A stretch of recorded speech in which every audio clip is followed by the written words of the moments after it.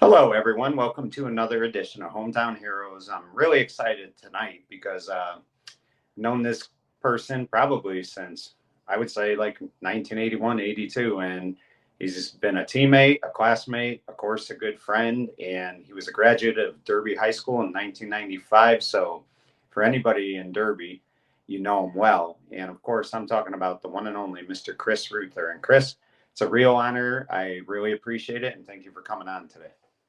Yeah, thanks for having me, Mike. Great to see you, and looking forward to the next amount of time we'll talk through some of our history together.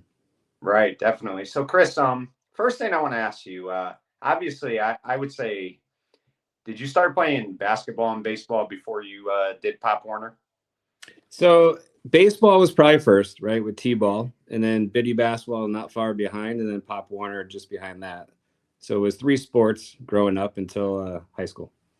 Right. And correct me if I'm wrong, Chris. I want to, my memory sometimes comes and goes, but I think you played minor league baseball for Derby Little League for the athletics for a couple seasons. So talk about that a little bit.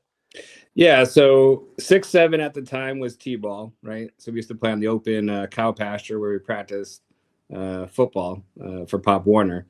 But then 8, 9 years old was in the minor leagues, which was in that backfield, the smaller field. We used to use the pitching machine quite a bit, right? The old jugs, one wheel.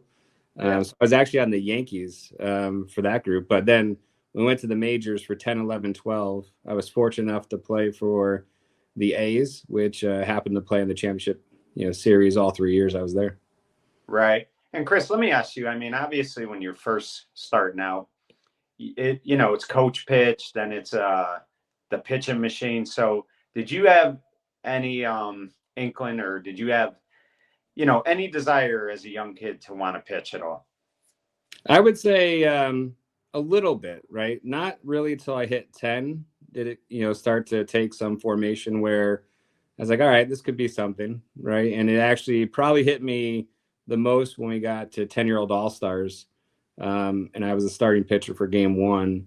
And I can remember warming up in the outfield at Sunnyside School in Shelton for the All-Star game. And that's when I said, oh, this could be fascinating, career-wise, if this were to work out. But even at that time, as a 10-year-old, my focus actually was on football, right? And, being the best quarterback I could be. And baseball was kind of secondary at that juncture. Right. And it's funny how things work out, because baseball would really be where you just like did some unbelievable things. Not that you didn't in football, but you talked about the playing with the A's 10, 11, and 12 years old. But one of the things, Chris, that as a kid, I didn't think much of it, but I thought about it when I was going to get ready to interview you. And I remember this very well. Is one year when you played on the Athletics, I believe your father coached the Blue Jays. So it was kind of, you never had saw that before, where a father was coaching a different team and his son's playing on another one. So let me ask you, I know your dad wanted to coach. You had played with the Athletics the year before. You didn't want to leave that team, correct? Yeah, so actually how it happened, Mike, and a lot of people don't know this, but I tell all my youth baseball players in Newtown this story all the time because, sometimes you just need a different voice. And I knew coming out of minor leagues, the Yankees, where my dad coached me and John Bittman coached me, I wanted somebody different in my ear for 3 years. And I said, we'll come back together at Babe Ruth. That's what I told my dad. So I said, I need 3 years off, Dad. And he said, that's fine. So he went to the draft when I was 10, we were 10, and said, hey, Chris doesn't want to play with me, so he's open for anyone to pick. And I was fortunate enough that Mr. Gregorio chose me on the A's and played on the A's for the following 3 years against my Right. dad. Yeah. And that was a very unselfish thing by your dad to do, because he knew it was important to you. And it just goes to show that he respected what you wanted to do at that time, even though you were a young kid. And, the fact that he volunteered his time to Little League. And I always say this, Chris, we'll talk a little more about your dad, but I really always say that your dad really loved Derby sports. His heart was always in the right place, and he did a lot for Derby kids. And I think sometimes people forget that, because in my, just me personally, he was very good to me, and I'm just one of so many kids he was very good to. Yeah, I mean, he was I would tell you, he's a great volunteer, like many that we had in Derby. You think about Jim Mascola as an example, Pop Warner football. He worked with Jimmy all the time, right? Kenny Marcuscio from a Little League Baseball and Mr. Uleski from the field's perspective. My dad was always willing to do whatever needed to get done. Always leaning in, and then in high school athletics too. Once we moved on to the older groups, he was always there to volunteer his time. Luckily enough, he was able to volunteer time, and he loved it, right? And he loved Derby just as much as many of us. One interesting thing to note, though, when we moved to Derby, I was 3, right? So I was born in Bridgeport, grew up in Bridgeport for my first few years, moved to Derby at 3, and I can remember some of my dad's first friends in town telling him, listen, just remember, you're not born and raised here, right? So that will potentially have an impact at some point in your juncture, what you're doing, how you're doing it. And, it never really impacted him. He thought of it as, listen, I'm here to help. And that's the only way he viewed it. And he just put himself out there. Yeah, he really did. And at one point, he had volunteered for all 3 sports. So, Chris, let me ask you. I would say it was probably your 4th grade year that you came out for football. Am I right on that, or was it 5th grade? Yeah, I was 87, so probably a 3rd or 4th grade, right? Well, actually, Pee Wees or Mighty Mites was 86. So I was on the first Mighty Mite team we had in Derby, which was, I think Tom Vizzo was the head coach, actually, to go back in time now, right? Right. And which was great because he always used to bring the catering truck after the few games that we had. But yeah, Pee Wees was 87, and that was a special year because we did win the championship that year in my first year. And how that all went down, as you and I have talked before, was quite interesting, and we can kind of walk through that. But I was super excited in '87 to get my first shot to play true Derby football. Right. And Chris, you kind of alluded to it, so I figure I'll have you tell it. How you became a quarterback, it really happened by accident. And it's the same thing with baseball, which we'll get to too, but how you became a pitcher almost happened by accident as well. And I think sometimes when you're not looking for those type of goals, they come out of nowhere and they kind of fall into your lap. So just talk about the story, how you became a quarterback. Yeah, so it was first practice, which at that time happened to be on a Saturday.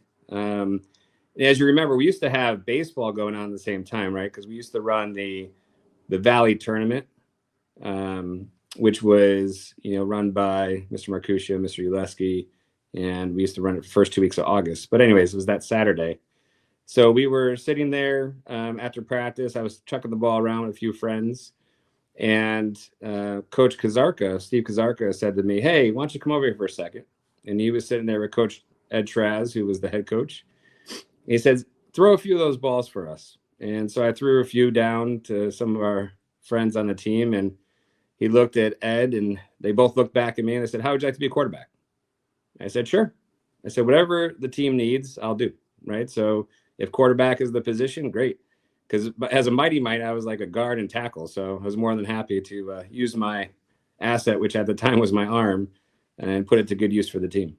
Yeah. And Chris, one of the things too, as a young kid, again, they don't try to confuse you with too many plays. They try to simplify it at that age, but still playing quarterback, I've always said it's the toughest position because you have to know where everyone's going. You have to know where the guard's going, the tackle, the center, the tight end, the backs, the receiver. And you have to make sure that everything is how it's designed to do, how it's implemented. And you really did a great job of that. But were there times where you're playing quarterback at a young age and you're like, man, this is a lot of pressure? Yeah, well, one story we didn't reminisce on yet was actually my first game at quarterback and first Pop Warner game period was that September. It was against Ansonia. It was a Saturday night game. In Pee Wees, we were always first up in terms of the agenda, right? Because the youngest first and the oldest would always go last with the midgets. But I can remember it pretty vividly. We were in the locker room. Coach Traz came in. I think that was the day that Don Piscaneri actually had passed away, and he was pretty emotional about it. And he said, hey, listen, it's a rivalry game. Go out there and just play like you're in the backyard. And for 4 quarters, we did, right? So that score of that game, I can remember it more than any other game, really. It was 25-0. We beat Ansonia. And that kind of put it on the map in my mind of, what Valley football was about. And seeing even as many people in the stands as we did for a Pop Warner game. I'm not sure some high school games see that many people right now. And it was pretty awesome. And let me ask you, did you kind of have an idea? I know you're only like 9 or 10 years old, but did you have an idea about that rivalry and what it really was about? Yeah, I mean, I could see it when we moved to town. My dad started taking me to games. We went to all the Valley games, the 4 year. Usually, probably around 84 is when we started going together because he really wanted me to get an understanding of what Valley football was about and what I was potentially signing up for down the road. But also to get a closer akin to the town, right? Because we've always been big on wherever we are, let's be a part of the community and let's be contributors in any way we can. Same way I feel about Newtown and Sandy Hook today, where I live and work. So, it was one of those things back then where it was a community, right? When you think about Derby, I mean, everything we did, everything was shut down for the Valley football games for sure, right? You would get people coming in from all walks, even the smallest game, you would think it was inconsequential, but for the Valley, it wasn't, right? It was like a championship game every time, no matter who you were playing. Yeah, and Chris, that's another good job by your father as well, because not being from Derby, not being from the Valley, he knew that this is where you're going to grow up, this is where you're going to live, this is where you're going to go to school and play sports, and that's a great job by him to embrace Derby and be at all the football games, go to all the events, because he would go to baseball games too, softball games. Yeah. He really embraced Derby, and he did it because he knew it was going to be important to you. So, that's, you don't always see that a lot when somebody moves from a different area. They don't know the community well enough, but he really embraced Derby. And I think that's a big reason why you loved playing for Derby. Yeah. And I mean, even from the baseball perspective, I can remember following the high school team. We would go to the playoff games when they were in. I can remember a quarterfinal game. I want to say it's 87 because once again, I would have to go refresh my math, but it was Derby Ansonia in the quarterfinals at Prep. So it was in Fairfield U, the game. And it was amazing just to watch the guys out there and a lot of the guys you watched on the football field. So that's where you also made the connection that, hey, usually the good baseball players were good football players, at least in our town. And we had tremendous athletes growing up, right? I mean, you look at all those, state championship teams or teams that were just short. We had just some tremendous athletes on both sides of the football, on all 9 positions in baseball, even in basketball. I know we don't talk about it much, but we had good athletes on the basketball court too, and then wrestlers, everything. Right. And Chris, I think the other thing as well is you played with so many, especially the football part of it. You played with people like Joe Cabral, John Brodacki, Rick Cassini. I'm sure I'm missing a couple. Alan Robert, Jamal Baskins. You played with these guys as a young kid, Steve Tilkey, and I think that really was big in the sense that you guys, from the time you played Pop Warner until you finished high school, you always played with these guys, and just knowing each other and things like that, you make great friendships as well. But playing with them all those years helped you and them as well. Yeah, and I think we'll use just one relationship as an example, right? Me and Tilks. I mean, we we used to play pickup football in his front yard, his side yard with his 2 older brothers. We used to get our tails kicked left and right, but we would always team up and say we're going to beat you, and we never did, right? But it was always a good game. Then we go have some, drinks afterwards, obviously lemonade or iced tea or something. But it was one of those things too. I think even back in the day, kids tend to play more side football than they do now, right? They tend to just play when it's formalized now, whereas we would always play pickup games. It didn't matter, street, yard, gravel, right? We'd be out there playing ball to the wee hours and people would be calling us in for dinner or we'd be ignoring it. And that's something that unfortunately I think has gotten lost over time. Right. And Chris, another, I know you didn't play this sport in high school, but you played a lot of basketball growing up. Yep. And I can remember you, you played for the 11-year-old all-star team. You probably played for the 10-year-old, but I do remember you playing for the 11-year-olds. You also played on the Derby Upper School basketball team in 7th grade. I think Dave Genomi was the coach, something like that. Yeah. And then you also won a foul shooting contest, which even at a young age, that's your first. You always get that first taste of winning something that you put your heart into. So even though you were a young kid, only 10 years old, that had to be a great feeling to win that foul shooting contest. Yeah, I mean, 10-year-old year was kind of crazy, right? Because in the spring we played for the championship in Little League. We had actually lost in a 3-game series against the Blue Jays, which had like Ben Bartone and Pete Krasnowski. That was a great team that they had there, but we lost the best of 3. And then in the fall, we had the great football season, and then rolled right into basketball. And then I won the free throw contest, which I still don't know how I won to this day, Nietzsche, right? Because if anyone watched me play basketball, it's like building a brick house, right? Watching me play basketball, but it was fun nonetheless.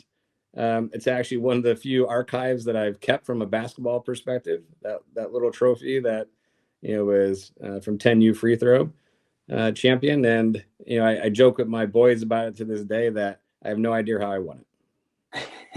And that's the thing, though, Chris. When you don't expect to win, sometimes that's when you do win. I mean, because you don't put pressure on yourself, so you just are a young kid. But another thing you talked about it earlier, was playing Little League All Stars, and to me, that's a great feeling because you're getting to play different towns. You guys played Ansonia, I think you played Beacon Falls, probably Shelton, and it's kids you're going against.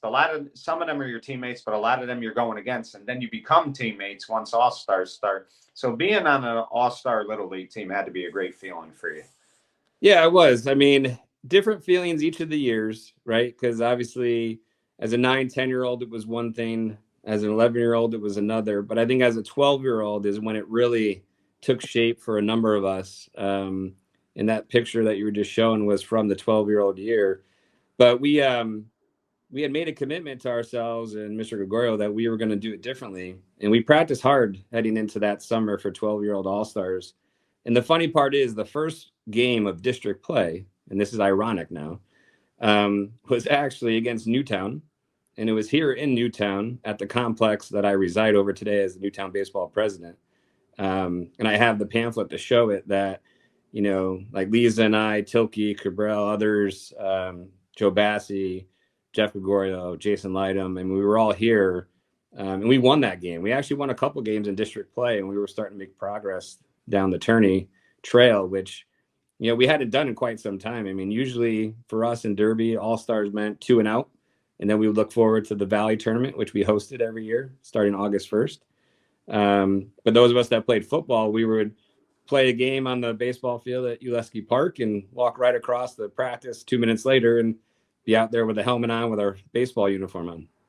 Right. And Chris, since you brought some of these guys up, and we're going to talk more about your high school baseball career, but this is where, like, you're a young kid and you look at the kids that are playing with you and you say, wow, when we get to high school, we're going to be a great team. But then what happens is kids move, they go to different schools. And really, when you think about it, I think at Derby, you lose a kid like Chris Marshall, who was a talented athlete. And then you lose Jeff Gregorio to Ansonia. You lose both Steve and Jason Lightham to Ansonia, and then you lose Joe Bassi to Orange. So, I mean, you're talking about kids right there that Derby lost. And imagine if they stayed, just what kind of football, basketball, baseball teams Derby would have had.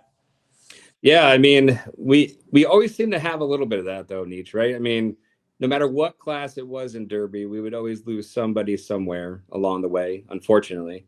And I think it was in the segment you did with Dave Van Roman, he was talking about like Willania. I mean, Willania lived right around the corner from us, right? And he was a great talent in multiple sports. And I mean, I can remember back in Little League when he would pitch. I mean, all you heard was the seams on the fastball. I can remember as a 10-year-old facing him as a 12. It was not fun at all being at the plate against him. And obviously he left and did great things in private school. But I'm not sure a lot of people know this, but I even took the test for St. Joe's and Notre Dame West Haven and considered leaving Derby to go play there. But I think the one thing that kept me was, well, 2 things. One, community, right? And the sense of belonging that I had, from all the years of playing already. And then all you guys, right? All my friends. I couldn't leave you guys behind. Right. And I mean, again, thankfully for Derby that you stayed. But Chris, the other thing is too, you brought up Willania, and here's another thing. as good of a baseball player he was an outstanding basketball player. I Yeah, mean, he had a wonderful career at Notre Dame for he did. basketball. So, I mean, that's a kid you lose. And I always think about this. Now, listen, Derby basketball always had a hard time, no matter how talented kids were, they just had a tough time winning. But I almost feel like had he played, and then I look at Dave Van Roman, who was good at basketball, but he just chose not to play. You have those guys on the team. Hey, you never know. Maybe Derby makes the tournament one year.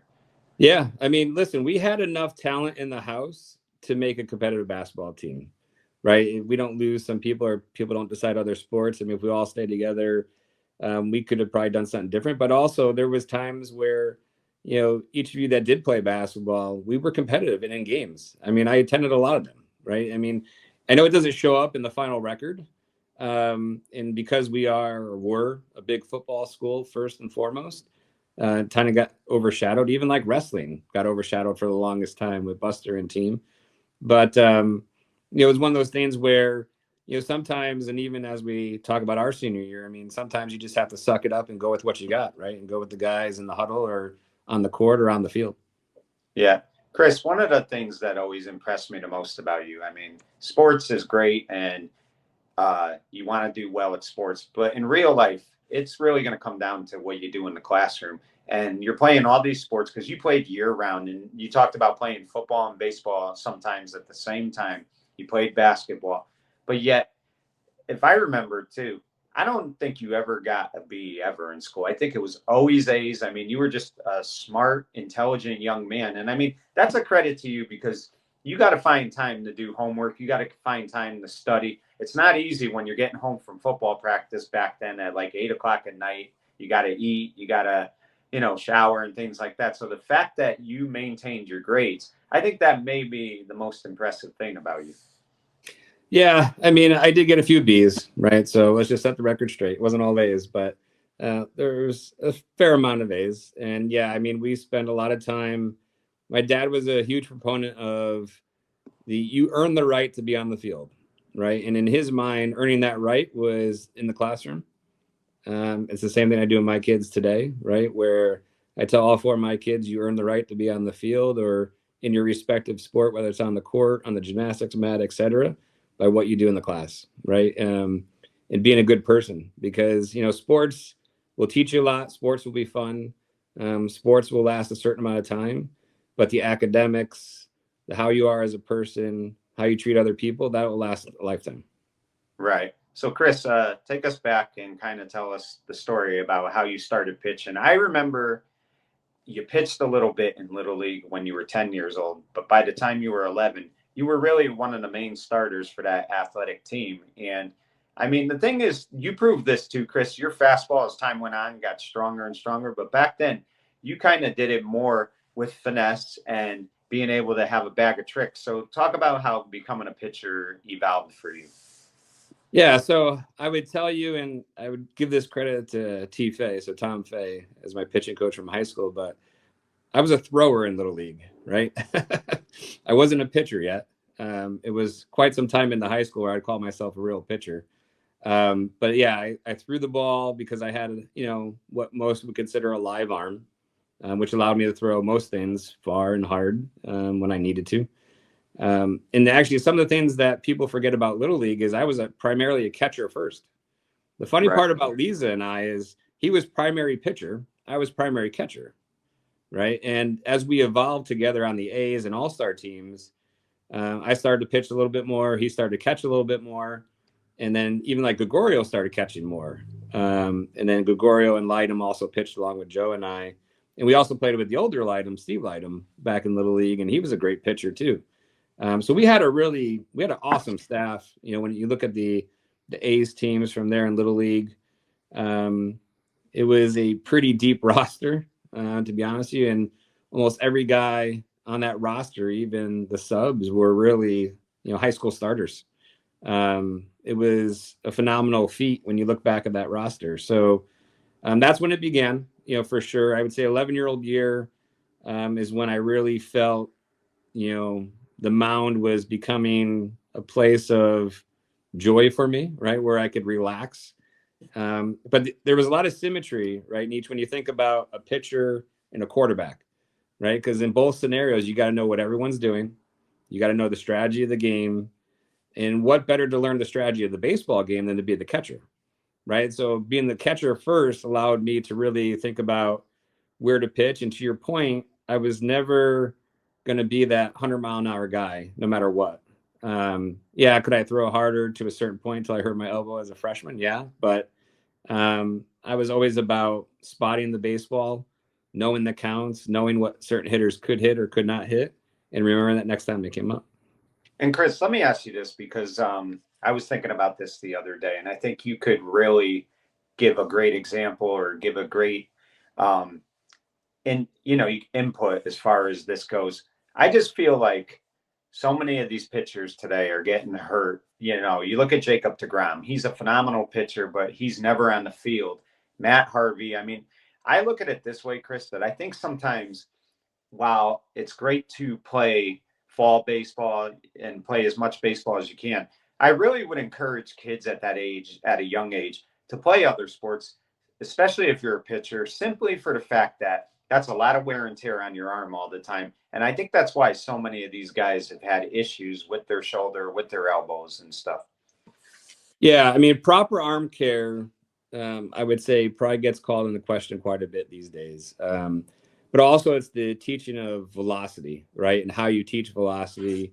And there's different aspects of how you create that velocity, which puts a lot of strain on the shoulder and the elbow, which is not something I teach even as a pitching coach today, right? I mean, I always teach my kids three things. Number one, it's attitude, right? So attitude, you take that mound, how you're thinking about things. Number two, it's, about approach. So once again, the approach is spotting the ball, knowing where to throw certain pitches, thinking about it in the 9-box aspect of behind the plate from a strike zone perspective. And then number three is your accuracy, right? If you don't throw strikes, you're not gonna make it. And when you look at these guys throwing a lot of heat today, Tommy John surgery is up 50%, right? Year over year in Major League Baseball. Now, will that continue to grow? Most likely. Because even if you talk to GMs of major league clubs right now, they're talking about the fact that they'll burn and turn the relievers 2 to 3 years at a time, right? 2 years and done and move on to the next guy, the next young kid coming out of high school or college. So um, it's almost an epidemic of sorts or pandemic of sorts where arms are being treated like running backs in the NFL, right? Where people are thinking of them as just a commodity, especially a reliever, not necessarily the starters, but the relievers. And it's I think hurting these kids 22, 23, 24 in a tremendous way. And someone who's been through elbow injuries and had cortisone shots in their elbow, I mean, I could tell you it's not a fun thing, and I can only imagine what coming back from Tommy John surgery must be like. Right. And Chris, as somebody that threw a lot of innings when you were a kid in high school, college as well, I mean, one thing that bothers me about baseball nowadays is I'll give you a good example. I'm a big Yankees fan, and Nestor Cortez, he's a decent pitcher, but I don't think he ever goes more than 5 innings, and you're lucky to get 5 innings out of him sometimes. And if he goes four in the third, you're hearing the announcer say, "Great start by Nestor Cortez." There was a time these guys threw 9 innings, and now getting them to throw 7 innings is a lot of work. Yeah, I mean, I'll give you. So in high school, I threw 9 innings a few times because of extra inning games that we went into. And I can remember one game vividly where D says, "You good?" I said, "Yeah, let's just keep going." Right? We didn't worry about pitch count. What we worried about is how did I feel? Right? Was I still driving my legs? Did my shoulder and my elbow feel good? Was anything hurting?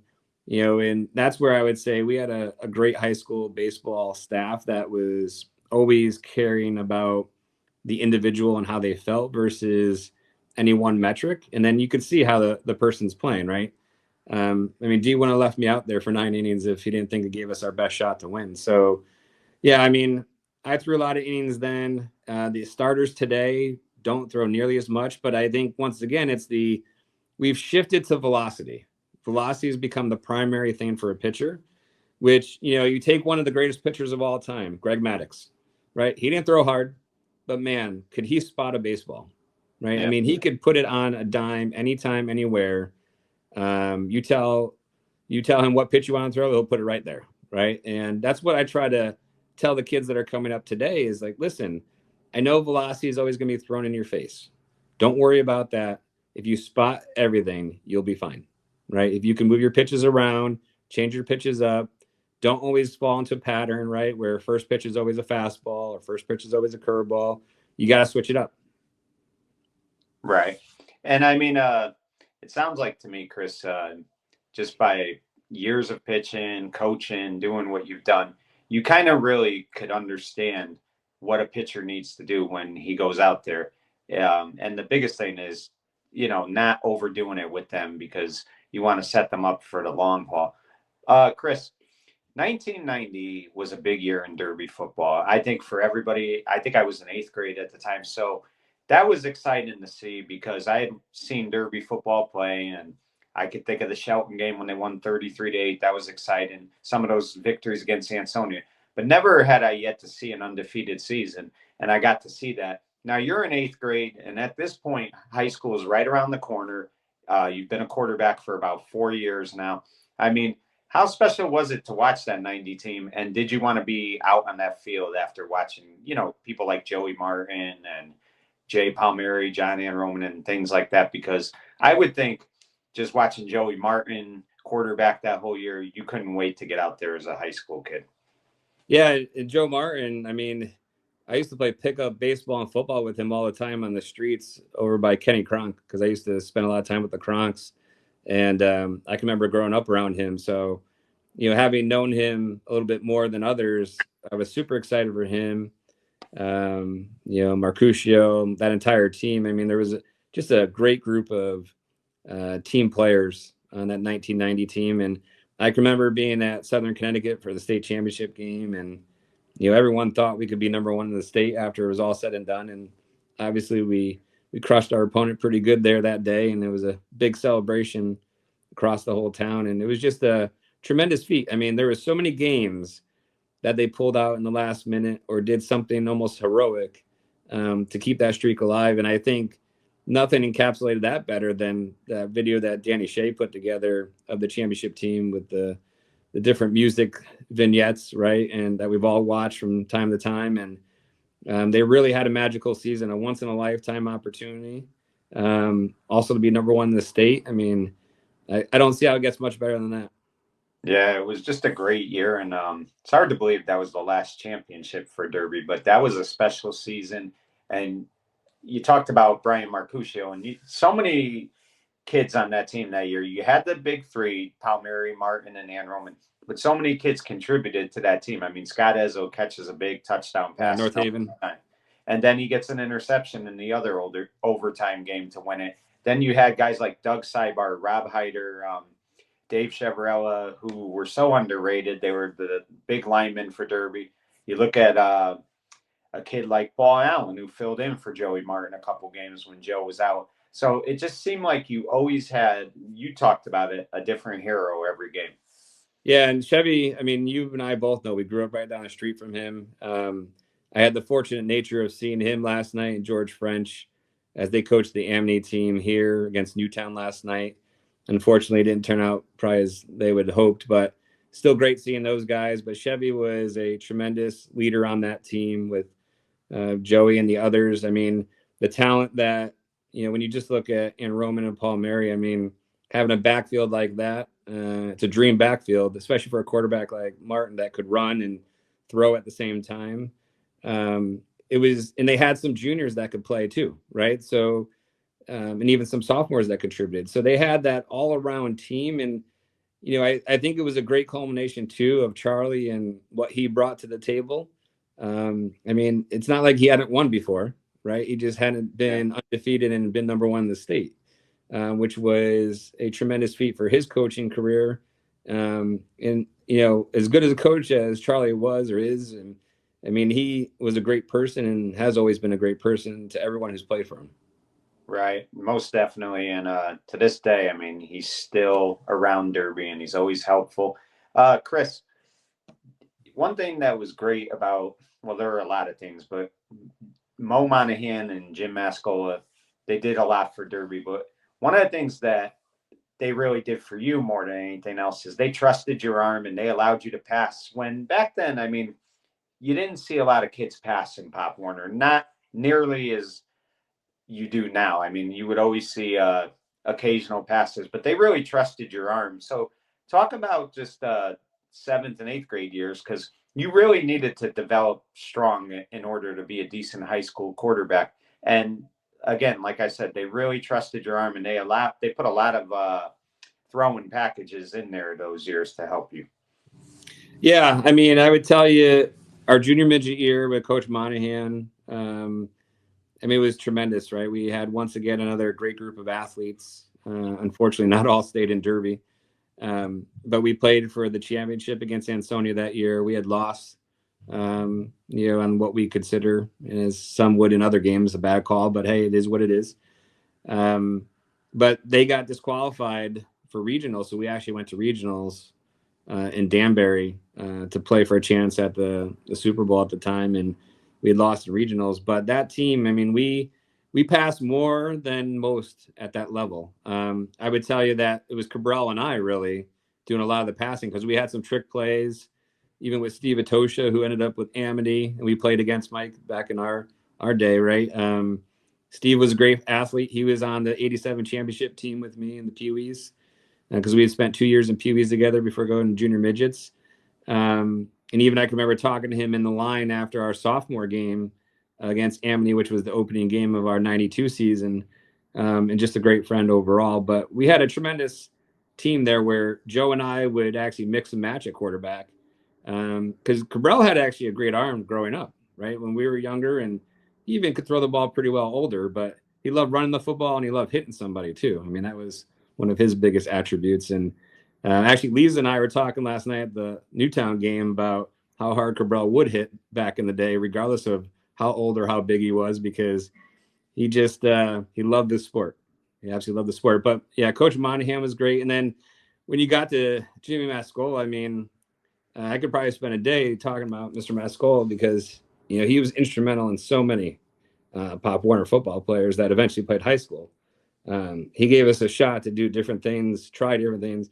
He would never keep the same offense twice, it felt, which was great because, going into midgets, you can kind of have a little bit of a potpourri of, offensive menu. But I would tell you that the one thing I loved about going to midgets with Coach Mascola, two things. Number one, we went shotgun as a primary function. So that was pretty cool, especially at that day. It was not a big thing to go shotgun. People looked like you were crazy. And then there was games where I would get to call the game myself from the field as the quarterback. And that taught me a lot, right? Because then you got to do your homework during the week and game study and things that the kids do today all the time because that's what they've grown up with. But back in that day, it wasn't a eighth grader doing game study usually and calling their own plays in a game. And that gave me, I thought, a pretty good competitive advantage heading into freshman year. Right, it really did. And Chris, you've kind of talked about Joe Lisa a little bit, and you and Joe obviously are good friends. We're going to talk about the new venture you both have.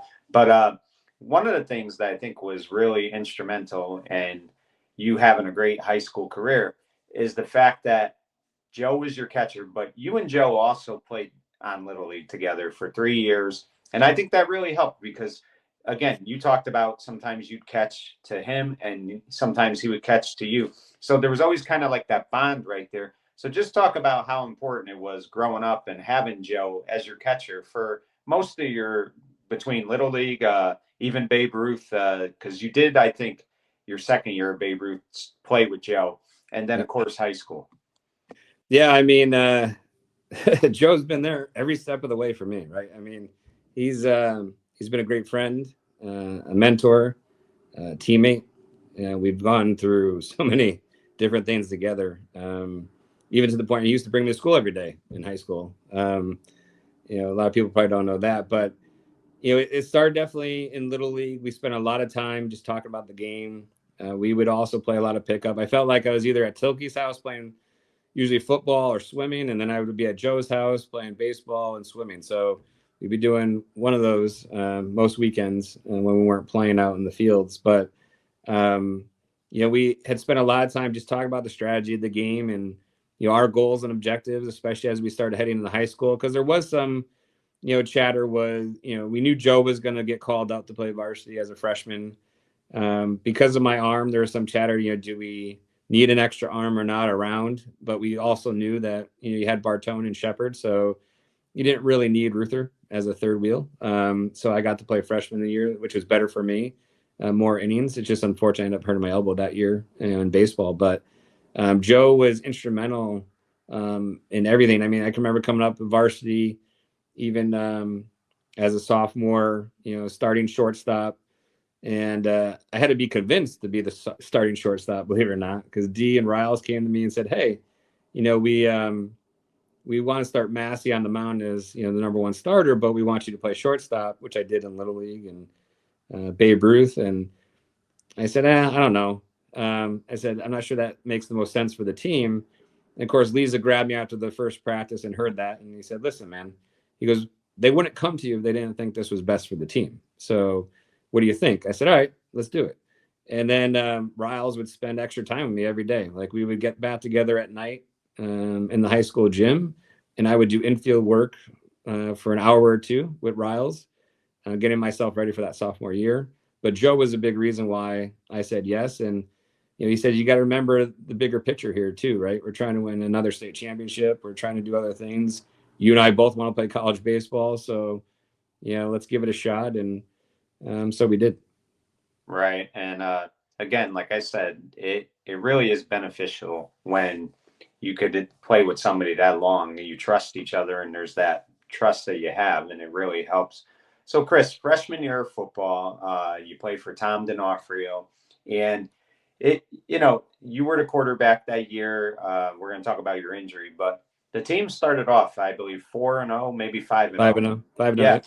And I mean, early on, I mean, it just looked like this team was going to have one of those magic years, which I still think they did. They went 8-2, and you can't discount an 8-2 record.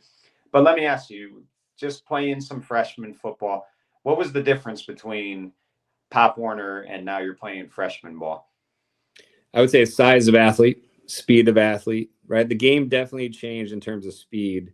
We were very fortunate though that year, right? If you think about the team we had as freshmen, you had Mike Pride, you had Lisa, Jay Marshall, Rob Anicelli.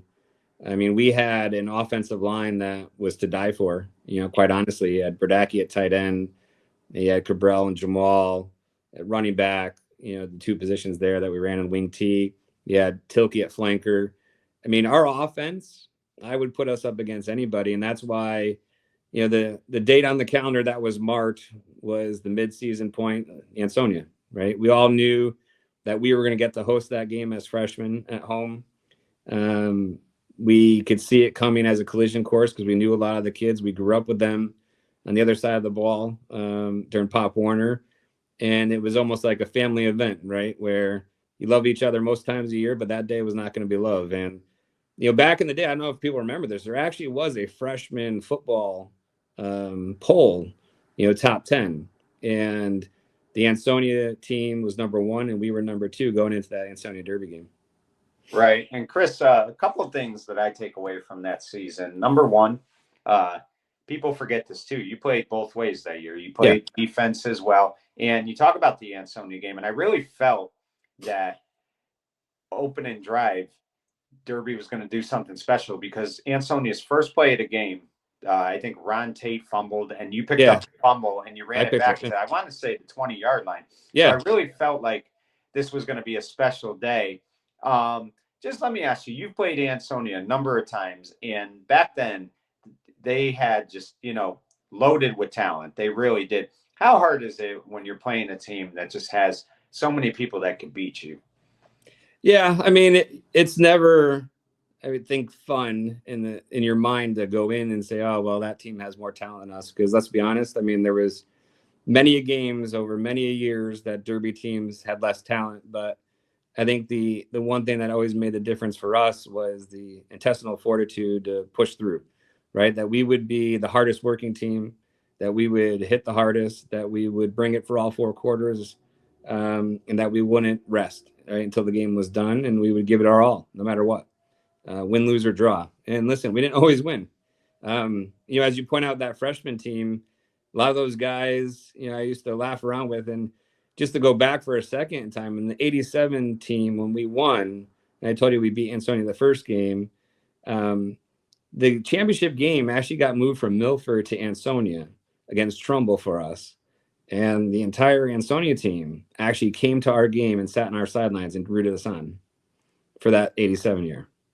Yeah. And so those same guys are actually the guys we played freshman football against, right? And so it was kind of like friends and family to a degree, right? Obviously not on the field when it was time to compete, but it was an interesting scenario that you always caught yourself in for both sides, right? Because like Pete Reynolds and I were good friends from baseball. Like we were on all-star teams together, and Pacheco and I and Mahalsik and others that we played summer ball. So, it was being in the Valley was almost like a family, right? But that coming back to the freshman game, you're right, Nietzsche. It was opening fumble by Tate. It was actually Cabral hit him right on the ball, popped right into my hands because I was a safety, ran it back to about the 20. And then I thought for sure with our line and the way we had devastated the Cheshire defense, literally a week before, we rushed for almost 300 yards. I used to do all the stats for Mr. Cabral's videos.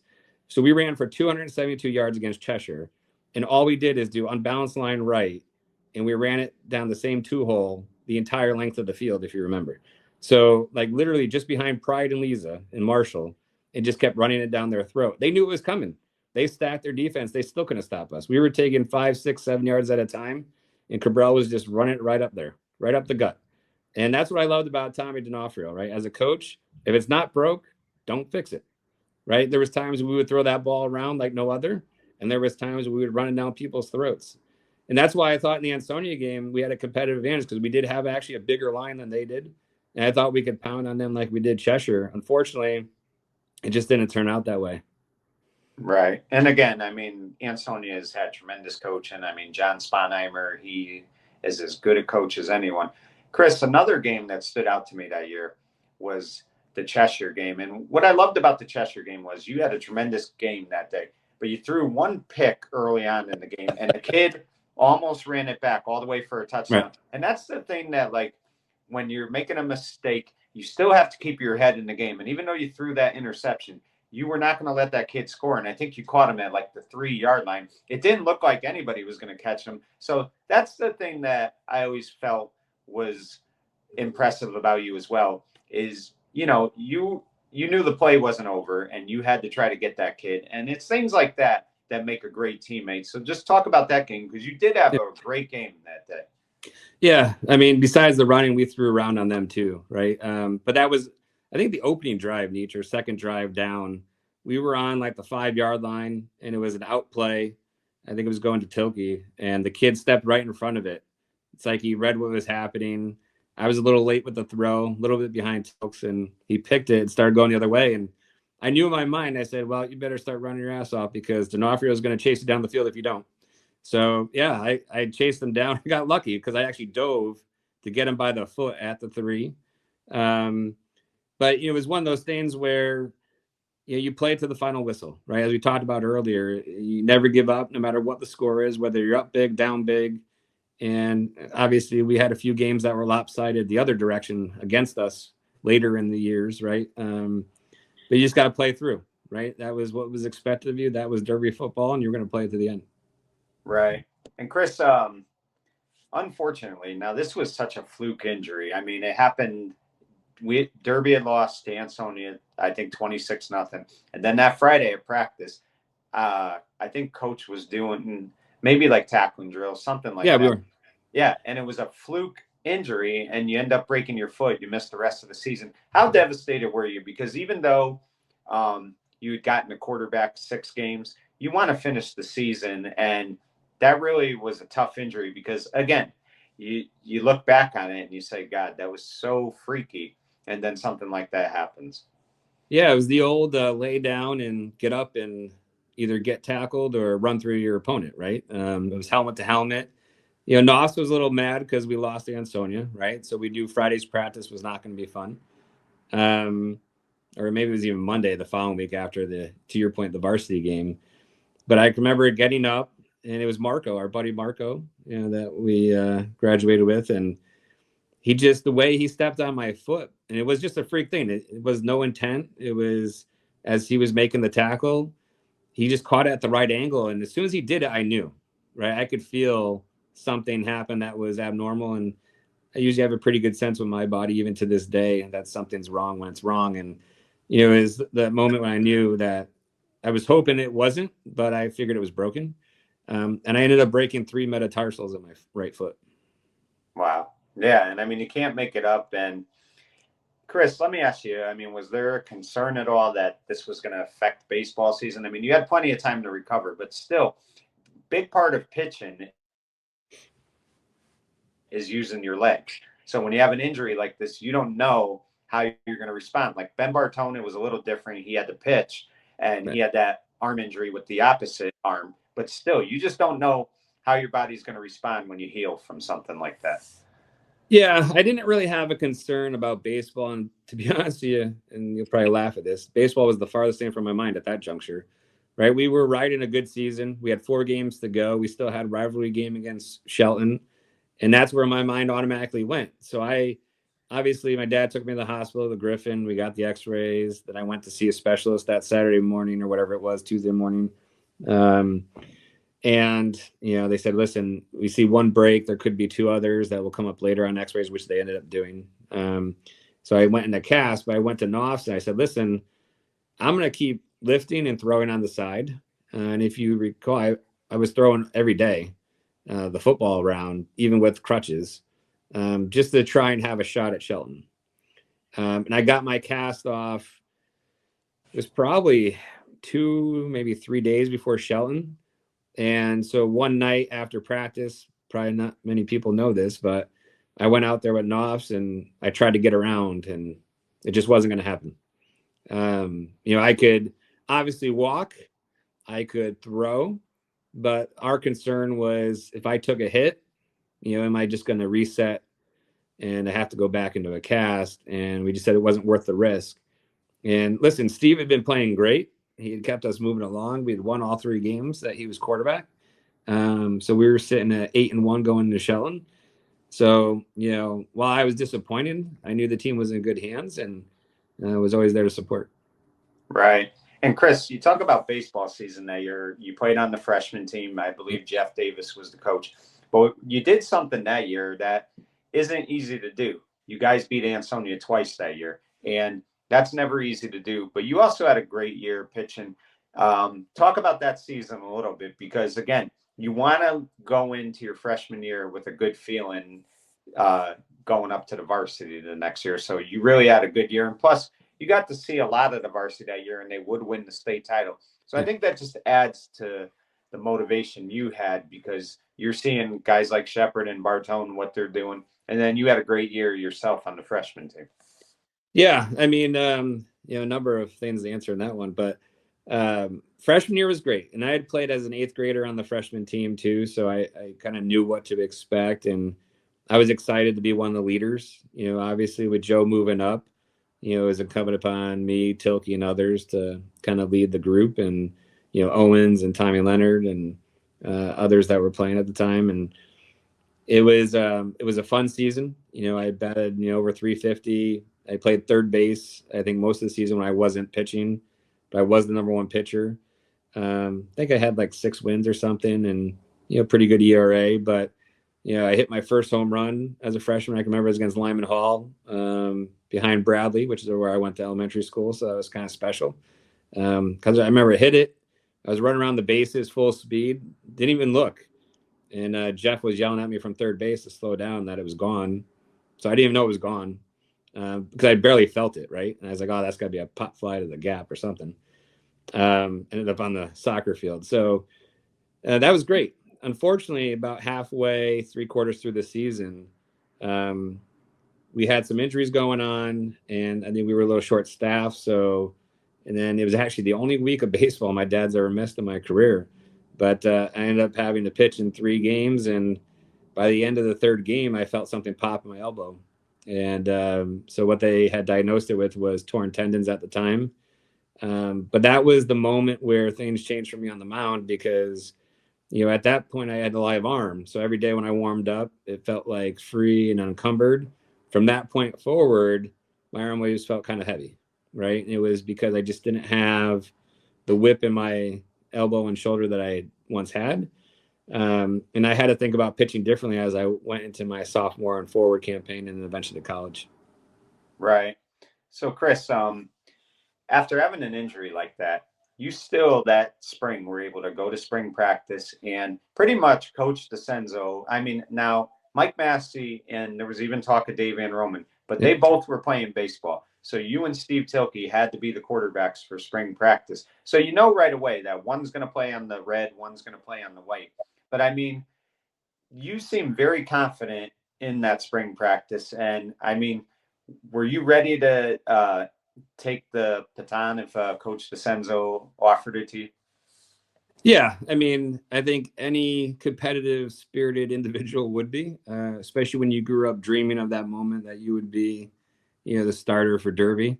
Um, I think spring practice was an awesome time for us to kind of get acclimated. Obviously, the baseball team was making their run to the championship, and that was tremendous in itself. So I was trying to balance my excitement for them with my excitement for Tilks and I getting all the free time in practice. There was also mention, if you remember, of even Patke being in the mix for possibly quarterback too, just given his size and what he could see over the line versus Tilke and I, right? But it was a great practice or a great spring practice for Steve and I.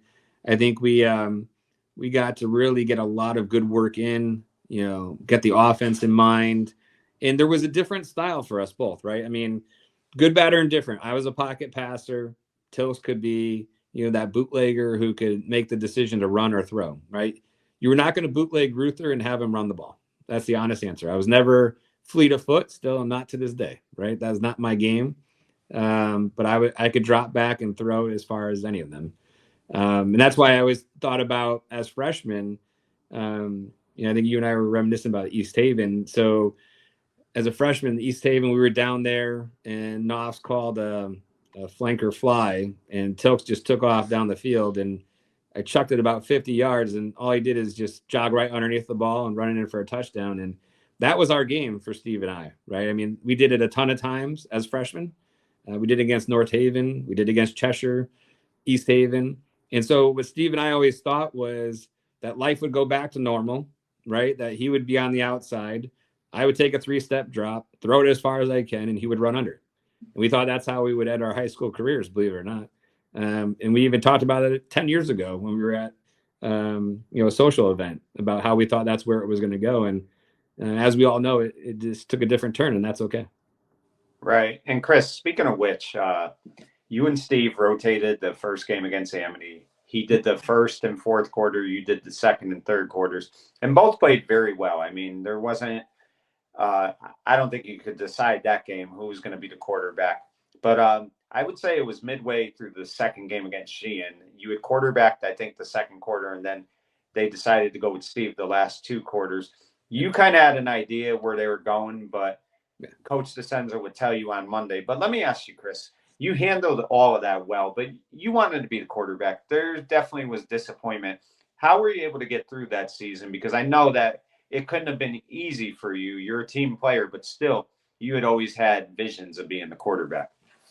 Yeah, I mean, I think as a competitive athlete, anytime you take a step back and become the number 2 guy or the backup, I mean, it's never going to be fun in your own mind.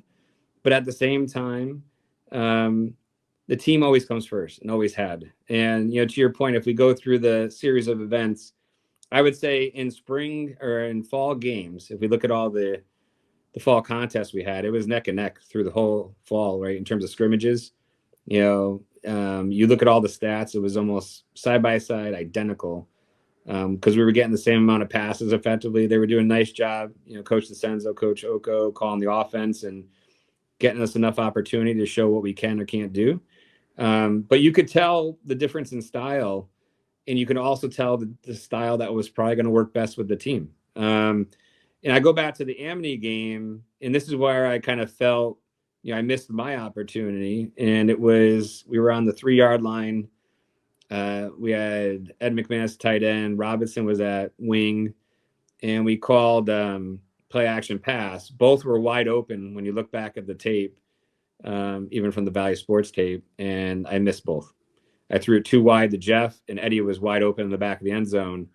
And I can remember watching that tape on Sunday and saying, all right, of all the games to miss, that was not the one, right? Scrimmages would have been where to miss, not in a real game, and we cost the team points in that sense.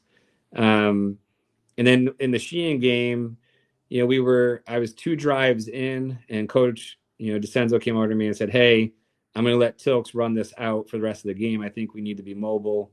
And then we'll talk more about, game 3 next week. I said, all right. I said, whatever the team needs, Coach.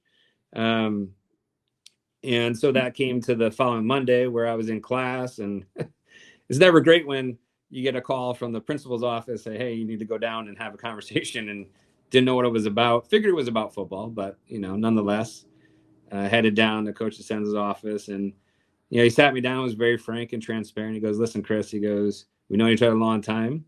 He said, but this team needs speed at quarterback, right? We need somebody who has the trust of the seniors.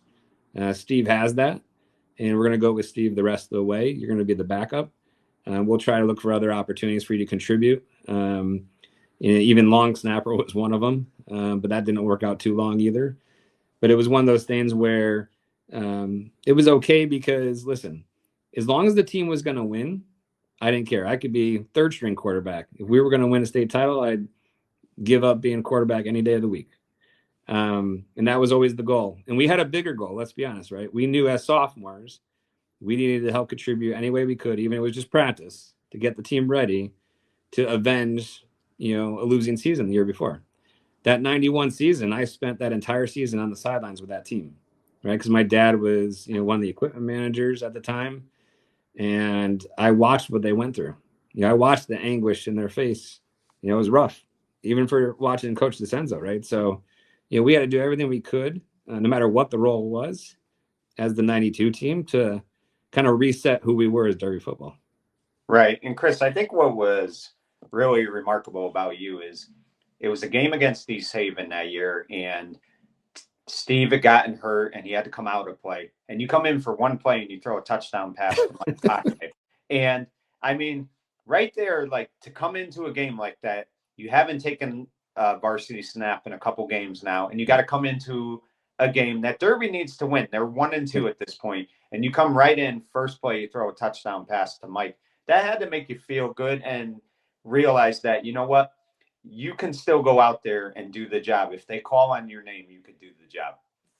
Yeah. And, it was the first thing my mind went to when we made the change was, just be there for Steve because, I had years of experience in reading defenses and other things that, he had 4 games and I had 30 something games. Right. So it was, where I wanted to contribute to him first and foremost as a teammate and a friend, any help he needed. So I would watch the defenses just like a coach would. And then every time he come to the sideline, we'd talk. And it was we always had a great relationship, right? So it was never an issue between Steve and I. There was never any animosity. While I felt bad for the moment that I didn't get the starting job, I moved on quickly because once again, I was always a team first guy. And if you go back to the Pop Warner days when they asked to be quarterback, I mean, I was never expecting to be a quarterback, right? It was one of those things that just got kind of thrusted into my life, and it turned out to be pretty good for most of it. But that East Haven game was special. I can remember coming into the huddle, and I think it was Ann Roman and Bazzato look at me and they're like, dude, you got to throw a touchdown. That's it. And they called a bootleg, which, as you guys know, for me is not the most popular play. But we did bootleg. I think it was even left, so away from my strong side. And I threw back across the pocket in the back of the end zone. And it was a pretty cool moment because, obviously, thank God Steve wasn't hurt even, more devastating because he was able to come back next drive. But, we had a good laugh on the sidelines, him and I, about it. And he joked with me, he's like, don't be taking my job now. And I said, don't worry about it. It's still yours. But even Coach DeCenzo and I had a good, hug about it too. Right. And think about the JV team that year, Chris. You quarterbacked that JV team, and they went 6-1-1 and knocked off Ansonia and Shelton. Seymour, Seymour, Ansonia, and Shelton. So you beat all 3 Valley teams. And the Ansonia game was really cool. Tony Tremarky ran back a fumble, and then the 2 point conversion, you hit Joe Cabral, and the team wins 8-0. So, I mean, had to be special because I think that was your first victory against Ansonia since that first year when they won 25-0, I believe. Yeah, I mean, there was not many wins against the Ansonia. I'll tell you that. Unfortunately, I got struck with the Ansonia bug. We seemed to beat Shelton a lot and Seymour a lot. Um, but yeah, that was pretty sweet, especially the heartbreak we had in the '92 season on the 75th anniversary game. I mean, that was a tough loss, right, for us as a unit. I mean, we had our moments in that game, like we had our shots, and so to have at least a little JV momentum and get a little win, at least made it a little bit better, not a ton better, but a little bit better. And it's always nice to get a W. And we did have a very competitive team that year.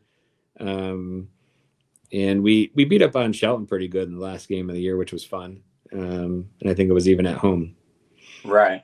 And Chris, sometimes when you have disappointment, it balances out and you have triumph. And for you, your sophomore year of baseball, you were in the mix as a pitcher. And, there's one game in particular against Brantford that really stood out. So just talk about your sophomore season a little bit. Yeah, I mean, I mentioned a little bit earlier where I didn't know where I was going to fit, right? Because I knew there was some seniors coming back. We didn't have a ton, which the funny part is that was the MO for football, right? I mean, we knew that we weren't going to have a ton of upperclassmen, so the sophomores would have to contribute in some way, shape, or form. And getting the shot to start, as a sophomore varsity baseball, we are defending state champions in Class S, which put a different target on our back, and not to have a ton of seniors was tough, right? But those seniors, in Roman, Hay, Matty, Calvert, right? They really contributed in their own ways to that team. And Mike was our number one pitcher. Mike could have probably been a quarterback too, right? If you think back to our woes maybe before we became quarterback, Steve and I. So it was one of those things where I took the reins at short, had a pretty good season, almost batted 300. I think I batted like 289 as a sophomore. Got to pitch intermittently, and figured, all right, well, this is my kind of rest the arm year, get ready for junior year, and we'll see what comes. But contribute my bat and my fielding, which fielding always tended to be one of my stronger suits. It always helped to have a strong arm, especially from the left side of the infield. So whether it's third base or shortstop, but shortstop was a spot I was very familiar with from Little League because it was one of my primary positions outside of catching and pitching. So it wasn't anything new, but it was obviously a lot more pressure when you got guys beating feet down that first baseline, even though it was 90 feet. There was some guys in high school that could run for sure, right? Some guys that, we also saw on the football field. So there was times where, you didn't have a lot of time to throw across the diamond. Luckily, I had George Hay sitting there at first base because I think I put him through umpteen workouts trying to catch some of my balls. Because I always seem to have a two-seam effect going over the first base from shortstop. I don't know why. It must have been an arm angle. But, it was a good sophomore campaign. We came up short because back in that time, you had to win 10 games to get in the tournament. We ended up only winning 8, so we went 8-12. But the Brantford game you mentioned, we were really on a pretty good losing streak. We were in, I didn't even know at the time, we were in the bottom of, the 6th or 7th, whatever it was. And we had 2 runners on. And so, I was, batting at the bottom of the lineup, being the sophomore starter. And I drove a ball to right center field, which happens to be, for me, when you look back at high school, was my power alley because I had inside out swing and, drove it down the football field effectively, right? So I'm running the second base. I hold up, 2 runs score. I'm all excited. I'm like, all right, drove in 2 runs. We're back in the game, thinking it's tied or maybe we're still down by 1. And everyone's like celebrating at home plate. I look at the umpire and I was like, do they know something I don't know? He goes, yeah, son, you just won the game. And it was pretty funny because all the seniors busted my stones pretty unmercifully after that.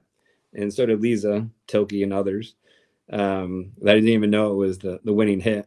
But we ended up winning 3-2 walk-off against Brantford. And that might have been the moment where I said, you know what, maybe there's something at the next level for me. Maybe I have a shot to do something in baseball that possibly I could have never done in football. Right. And Chris, you know what's remarkable too is I could recall when you were playing Babe Ruth early on, you didn't trust your hitting a lot and you would just bunt the ball all the time. Like that was your thing to do every time you batted, you were always going to bunt. So it's a credit that you worked on your hitting and were dedicated to be a better hitter because you could have just focused on pitching and nobody would have complained because you were primarily a pitcher, but you worked on your hit and then became a better hitter. So you had to feel good by sophomore year that you no longer had to bunt and to try to get a base hit.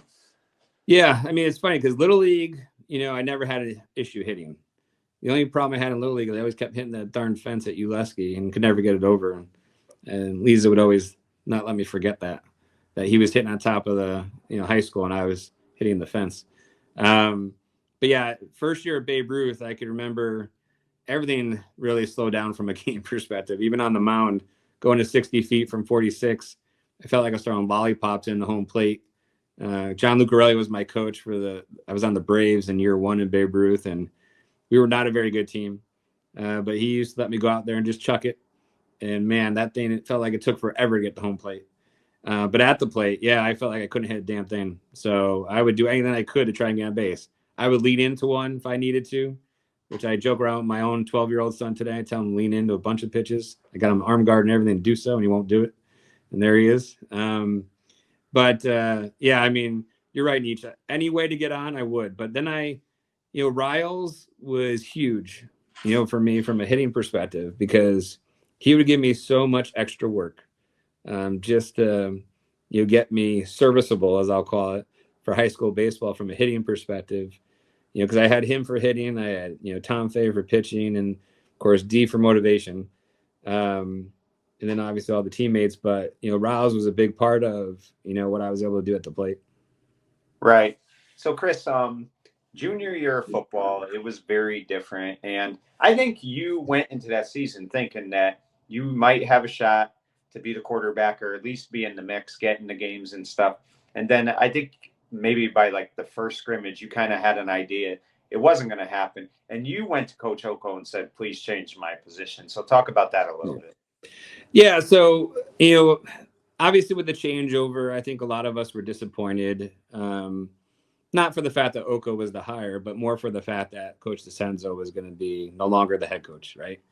I think a lot of us grew up watching him, right? We knew he was, a lot of affectionate names, right? Ground Chuck, whatever you want to call him, but he was one of the greatest coaches of all time in Derby, in my perspective, from the football field. And despite my disappointment for that one day, I will always appreciate the fact that he was transparent with me, right? And he was actually one of the first coaches I met, even when I first came to town, right? As a little guy coming up, I can remember meeting Coach DeCenzo and his family, and he was great. So for me personally, it was disappointing to see him kind of take a step aside, but also knew he had bigger goals in mind, right? And for himself and his professional career, and very supportive of that, and glad he became our principal and all that good stuff. But when it came to junior year, it was like, all right, well, I went to Coach Oko and said, hey, I presume that we'll have a battle for the position again. I just want to make sure because I don't want, to have any miscommunications, et cetera. And he says, yeah, you have a shot. I said, all right. So that's all I can ask for. I said, I'm not asking for any guarantees, never did, never will. But all I, want to know is I had a shot. And, come to find out, I didn't really have a shot, right? I mean, Tilks was going to be the quarterback no matter what. And that's okay too, right? Because he's a great friend, great teammate. I had no issue with that. But that's what motivated me to have the second conversation of saying, hey, Coach, now that, Tilks will be the starter and will be again for year 3, why don't we just consider a position change for me and see what else is available out there for me to consider and play? And, Coach Oko is very receptive to that conversation. He says, hey, let me talk to a couple of other coaches and let's see, what makes the most sense. And actually, I think Knopf's had quite a bit of input in that process because, he was a big supporter of mine. and felt that I can contribute in other ways to the team at some point. And so that's when I made the move to outside linebacker and tight end. Tight end because obviously I could handle the ball pretty well. I wasn't the fastest, and I can actually block pretty well. I mean, hell, I was a mighty might tackle, right? So who can't block in high school at that point? Uh, but yeah, it was a good opportunity for me to then change and do something different. And I really enjoyed outside linebacker. I mean, it was fun as a junior. I didn't see a ton of time. I saw a little bit of time here and there at both positions. Got to play JV again. Of course, Noss made me play quarterback in JV Yeah. just to keep fresh. So I can remember chucking a few bombs to Cuchillo, and I also had an interception against Cheshire that I ran back for 65-yard touchdown on defense as outside linebacker. That was probably the highlight of my JV career. Um, but yeah, it was another successful JV season for me. Had a lot of fun on varsity. Unfortunately, went down with a knee injury once again just after Ansonia because I hurt my knee in the summer during baseball season because I Right. played Mickey Mantle that summer. And I was tagging up on a play. I slid in the third base. We were playing on John Hopkins Field or Hopkins Field over in New Haven, and they hadn't like dragged it in a while. And it was that summer hard pan, and it drove my kneecap back into my knee, and I actually tore my posterior cruciate ligament. Didn't really know it till I went to tag up the next base to head home, and I fell to my face after one step. So that's why my junior year, you guys all saw the knee brace come out, and that's what kind of kept me going. But then I think we were indoors for one practice after Ansonia, getting ready for our um, seventh game, and I went down on that knee, and I kind of sprained my MCL, and so they asked me to take the rest of the year off, and then I started getting ready and thinking about baseball. Right. And another solid baseball season, Chris. Junior year, you make All Valley, which is a special moment because you know what? If you can make any All League, All Valley is very special because you pretty much play against Valley teams your whole life, and you know what that's like. So that had to be a great feeling for you, and you had a good year that year. And I think the team went 8-12 again, and you could tell they were like a year away from having a real good year. But you had a solid season again, so you had to feel good about how your baseball career was going. Yeah, no, we started out with a bang that year. We thought for sure we were going to get to the 10 wins. We ended up falling a little short. Um, we had some good games, some bad games, but yeah, that North Haven game was a special one against Coach DeMeo, who was an absolute legend in North Haven, and we'll get to maybe some of that story later. But um, I always seemed to show up heavy for North Haven, which was never he was never a huge fan of because it always meant bad news for him. But I don't know, D just the way he talked about North Haven was, got to bring it all out, and that just happened to be my team that I was most successful against in my high school career. Them and Lyman Hall, it seemed, from the pitching mound perspective. But um, unfortunately, my knee started acting up again. We had 2 games to go. I was pitching, and I felt something pop, and didn't know what it was. I grabbed Lisa, I called timeout. He goes, "What's wrong?" I said, "My knee," and it's actually my left knee for everyone's edification. So it's for a pitcher, that's a pretty bad problem as a righty pitcher for your plant leg. And so then D comes out. He goes, "What's wrong?" I said, "I can't go." I said, "I can't step on this knee right now." And it ended up being another MCL twist, which sometimes MCL gets weak when you have PCL and ACL tears. And so I had to go back to rehab and get that shirt up again as I got ready for summer baseball that year. And what's interesting is that was the last time the knee ever became a problem. Right. And the thing is, too, Chris, I think you thought your football career was a little in jeopardy. Yeah.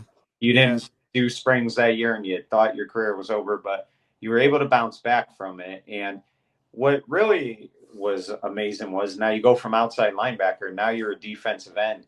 And, you started all year. Chris, I look at a lot of reasons for the bad 3-7 football season, but the biggest one, in my opinion, is too many kids from the class of 95 just stopped playing. I could think of John Burdecki, Sean Kekax, Alan Robert, Joe Lisa, obviously, um, Danny Ocado, Rick Cassini. So many people just who played Pop Warner, Jason Marshall, who played Pop Warner forever, Tony Tremarchi. You lose that many kids, it's going to be hard to have a successful season. Yeah. No, I mean, I think you and I talked about that quite a bit heading into the fall. I talked about it with Tilks and Cabral and Jamal, and I think we knew it was going to be one of those years that we had to get a little lucky, right? Unfortunately, we were severely shorthanded.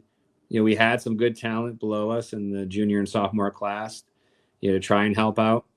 But you had to remember, Cheshire was at the height of their run. Ansonia was at the height of their run. Yeah. You knew those two games were going to be unmerciful for us, right? Because of size and speed.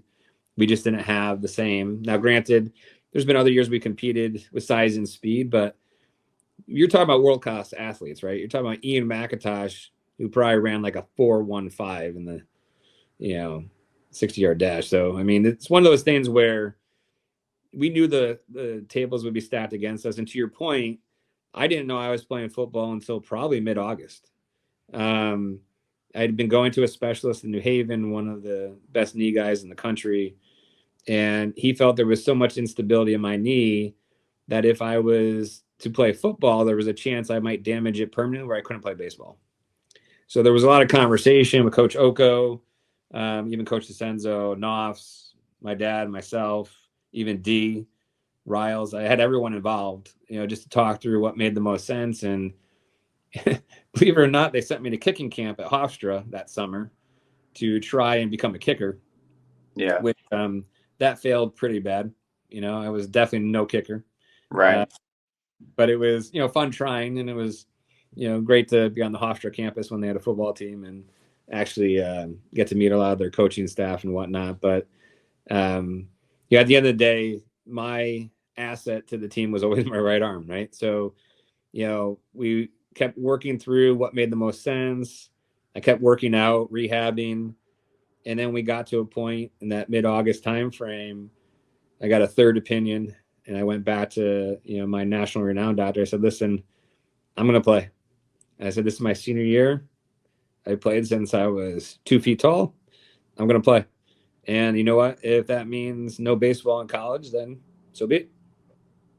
Right. And Chris, again, Coach Oko that year used what your strengths were, and he came up with a nice play for the Amity game. It was a tight end screen, and You had to bring that one up, unfortunately, Beach. Yeah, Chris, you had to bring that one up. yeah, you made a great pass, and unfortunately, a lineman went downfield, and it got called back. But that play was worked on all weekend. I mean, you did it to perfection. So it had to feel good that the coaches still knew that you could be an asset to the team, even if you're not calling the snaps all the time.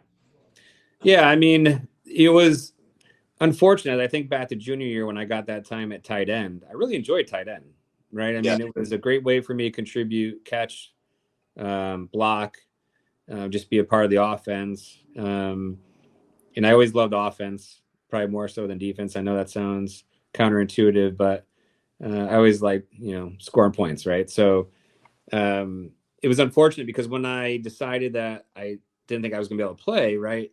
Henry ended up being our tight end our senior year, because he took the spot there, and there just wasn't the ability to go back, so it was okay. And then I went to defensive end, with you and our other buddies, right? So, had 2.5 sacks, so it was all right.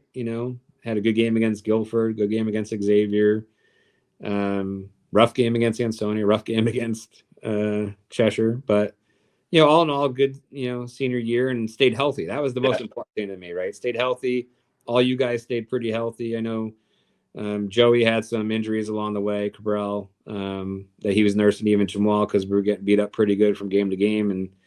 And with so few guys, if you remember back in summer practice, fall practice, we were running after every practice because there's only 20 something of us in total. Yeah. Yeah. And I mean, Chris, you just look at it and you go back and reflect on it. I mean, it was, and I don't make excuses for this, but it was a tough conference. That was the first year of the SCC. So it was just definitely a hard season in so many ways. But as far as baseball went, Chris, you guys played in that same SCC. And what a year you had. Joey Leza had, Steve Tilkey had a great year. Tommy Leonard was a contributor. Steve Owens, Danny Ortiz. I mean, Gary Pampa, he didn't bat, but he played tremendous in the field. So you guys have one of the best records in Derby baseball history. You go 14-6, and again, you make All Valley, and then if I'm not mistaken, you and definitely Joe Lisa were part of that All-Star team as well. Yeah, no, it was it was a special season, and what people Yeah, probably forget too is at 14-6, we were sitting at 12-4, and we had a shot to win the SEC. right. We were within one. We had to beat Amity or Cheshire in one of our last regular season weeks, and we would have went to the SEC championship game, and we lost both. Right, And right, both games were at home, so that was even more of a sting. And it was my own summer teammates from Orange American Legion that put a nail in my coffin against Amity, and they hit 2 bombs on Rondini's house that still haven't landed. But it was one of those things where just wasn't meant to be. And of course, all the girls were hoping that we lost because that was prom weekend and they didn't want us to be away playing baseball. So they got their way. But the rest of us, Lisa, Tilke, Owens, Leonard, and I, Cabral, we were not happy about the fact that we weren't playing for the championship. But to your point, Nietzsche, I mean, we had a great run there senior year. Ended up a total of 16-7. Got to play in the SEC All-Star game, which was the first one at Yale Field with Joe. Another special moment, if anyone saw in that picture, is the fact that Coach George DeMeo was our head coach, and that was awesome, right? So we got to play with our Shelton buddies, our North Haven buddies, even the guys from Sheehan. So you had some of the old Whoosy there, and the right. guys from West Haven were still pissed at us because Steve DiCrescenzo was in that picture, who I got to be good friends with over the years, from Legion and elsewhere. And he was busting my stones because we beat them twice. We beat them when they were number 3 in the state and then number 6 in the state. So their place and our place. And that was big momentum for us that year to really put Derby baseball back on the map, show that we had a shot to go win a title. But you had to go do the work, right? And unfortunately, we came a little bit short on that front. Right, but it was really a great season, and in a lot of ways, like I said, that was a special team. And sometimes, I hate saying this, but it's the truth. It was probably the best team never to win a championship because they really were a special team. I mean, they had so many great players. And Chris, let me ask you: you played football, you've played baseball all these years, and stuff like that. Who are some of the teammates that you really enjoyed playing with, and kind of have like a place in your heart? Yeah, I mean, there's a ton. So I apologize to anyone I don't name here, but obviously yourself, Nietzsche. I mean, we were together every day, all the time, talking about sports, right? And so I appreciate you in the biggest way. So Lisa, Leonard, Owens, Cabral, Tilke. You can name so many guys: Danny Ortiz, Andrew Davis, Jay Krasnowski, Kevin Mittendorf. Great teammates, right? That we had there. Steve Stoneha, who was, the number 2 guy, would have been number 1 if I wasn't there, right? So, and he was number 1 the following year, and him and Drew went and won a championship. It's funny, Nietzsche. I think about, different things in baseball history, and my favorite Yankee is Don Mattingly, which a lot of people don't know. Mine as well. Yeah. But the interesting thing about Don Mattingly, he came in the year after a championship, and he left the year before a championship. Yeah. And if you look at my baseball career at Derby, I came in the year after a championship, and I left the year before a championship. So Yeah. 92 and 96. So the Krasnowski brothers, congratulations, boys, because you got them. But and the Kriegers almost got theirs. And I talked to Mike Krieger all the time because we used to work together at Stanley Black and Decker. And they had a good run, those boys, right? Both football and baseball. And then, they played college baseball as well. But, it was just not in the cards, for our class to, take any hardware home. And that's okay because, we still made other contributions in, many other ways.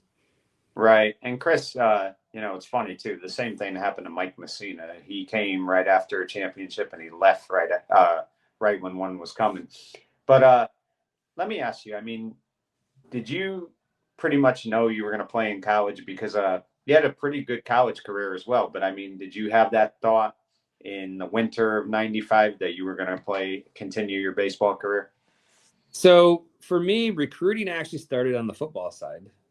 It was summer before my sophomore year, right? Expectations from external parties were that I was going to be the starting quarterback. So I had a bunch of these football recruiters showing up at the house. They were from those different networks that would put together the tapes and all your stats and articles. And so they were getting ready for the sophomore campaign for me, basically. We never signed with anybody to do that work. We just talked to them and listened to them, and they talked about what schools would be a good fit for me from a football perspective, and obviously hoping I gained some height too along the way, which I never did. 5'10" was kind of the cap for me, so it would have probably limited my opportunities of where I could have gone. But believe it or not, it was fall senior year. Still wasn't sure what I was going to do in terms of football versus baseball or both. So every weekend after football, because we mostly played Friday night games, every Saturday morning, 5 a.m. or 6 a.m., my parents had me in the car. We were going to different college campus. The first college campus we went to was University of Rhode Island, where I was not being actively recruited for anything. But I just had an affinity for that school that I wanted to go check it out. And I think Okado actually came with me on that visit because once in a while would bring some friends along the way and that might have a similar interest. But one of the things I told my parents was I was really trying to go out of state for college, although I was being heavily recruited for baseball in state.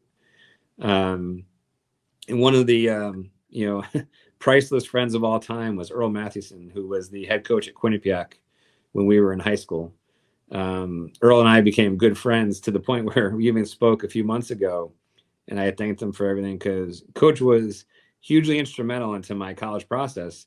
I'll kind of just give you the quick rundown. So every weekend we were going somewhere. I was at Merrimack, Plymouth State, Lemoyne, all these different schools, experiencing different things, right? I mean, each visit was different in its own way. Lemoyne was a tough one for me because that was the one that ended up being kind of the last visit. It was, I want to say early December, snowed up there. I had an overnight stay with the team. They kept me up to the wee hours of the morning. I had an 8 a.m. meeting with the coach, so all part of the plan and the process. I walked into the coach's office. We sat down, and I don't even remember his name at the time, but he says, "Hey, Chris, you see all those pictures up there?" And I'm looking around the room, and he's got pictures all lined across the top of the ceiling. And I said, "Yeah." He goes, "You know the commonality?" I said, "No." I said, "I assume they're your former players." He goes, "Yeah, they all got drafted to Major League Baseball." I said, "Oh, congrats, coach." He goes, "So do you want to be a Major League Baseball player?" I said, "I would love to, but I doubt I'm going to be." I said, "I could be a really good college player, though, and I'll be a great teammate, and I would love to come here, but I can't guarantee I'm going to be a draft pick." He goes, "Well, this is not the place for you." And within 10 minutes, I walked out the door, got in the car. We're on the way home, because Lemoyne, for everyone's edifications, just outside of Syracuse, right? And my dad said to me, he goes, "Listen, man, we've been on like 10 recruiting trips. You need to decide, and you need to decide quickly where you want to go." I had done early acceptance to URI, but once again, not being recruited. I had sent my own tape, my own stats, and my own articles to the URI head coach. And while I was heavily recruited by Quinnipiac, I was talking to Coach Mathis, and I said, "Listen, what would you do in my case, right? I really love the URI campus. I love what they have to offer from an academic perspective. I'm not really getting much response from a baseball perspective, but, I would love to play for you at Quinnipiac. It just feels like I'm taking, a job 2 minutes down the road, right? And I kind of want to go out of state and experience something different." He goes, "Listen, Chris," he goes, "I'm a URI alum." He goes, "I listen to you talk about all your different trips. We talk about it all the time. I would love to have you here at Quinnipiac, but go to URI. Go walk on." He goes, "The worst case scenario, you come home, right? You come play for me." I said, "Well, that's not a bad idea." So I took early acceptance to URI. I told the coach, I indicated I was going to walk on. He said, "That's fine. I'll see you in the fall." And so I walked on in September of 95. I was thinking about it today. I was like, what do I think made them entice to take me? And I think back to my bullpen session with my pitching coach, which I also talked to about a month or two ago. So my pitching coach in college, he was a starter at Providence. He was all Big East when Providence had a baseball team. Great guy. John LaRose is his name. And we got along really well. But in my bullpen session, they gave you 30 pitches. 28 of 30 were strikes. Wow. And, we were actually going to get together at UConn this spring, him and I, because his son is now a freshman at UConn. Talk about things coming full circle, and just to catch up, live. But I asked him afterwards. I said, "Coach, what was it?" He goes, "Well, first off, you threw 90% strikes, which no one does."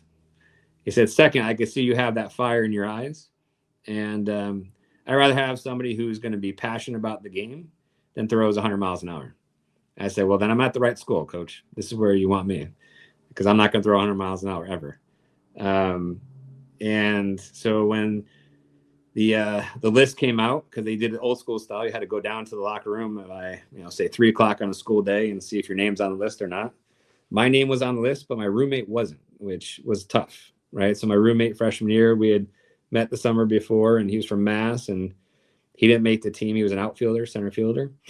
And it was tough those, first few days, because he was licking his wounds, and I got it, right? I mean, I'd been through my own situation, as you well know, we've talked about today, where I know what that disappointment feels like when you're not going to be one of the guys, right? And, I tried to help him through that best I could. But at the same time, I was excited for myself because I had a great opportunity in front of me. I was at a school I loved. I was going to get a chance to play baseball at the Division I level. And that was pretty special, right? Because there's not that many guys who came out of Derby who played Division I baseball as of that point, right? And it's probably more apparent these days, but at that point, it was not that many. Right. And Chris, I think this as well is the fact that walking on was probably more rewarding than if you would have got signed to play there, because basically you had to work to be put on that team, and then to get significant innings and things of that nature. You probably look at that as one of the biggest accomplishments you've ever had in your life. Yeah. I mean, from a playing career perspective, 1000% each. Would totally agree with that assessment. It was the pinnacle of my career. And probably, I think about all the experiences of college too, right? I went to all the games.